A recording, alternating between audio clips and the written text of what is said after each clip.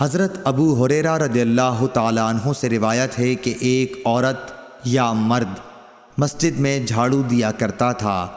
ابو رافع نے کہا میرا خیال ہے کہ وہ عورت ہی تھی۔ پھر انہوں نے نبی کریم صلی اللہ علیہ وسلم کی حدیث نقل کی کہ آپ نے اس کی قبر پر نماز پڑھی۔ صحیح بخاری حدیث نمبر 460۔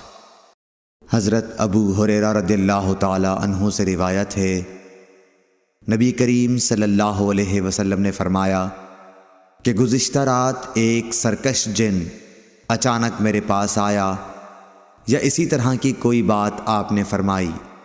وہ میری نماز میں خلل ڈالنا چاہتا تھا، لیکن خداوند تعالیٰ نے مجھے اس پر قابو دے دیا، اور میں نے سوچا کہ مسجد کے کسی ستون کے ساتھ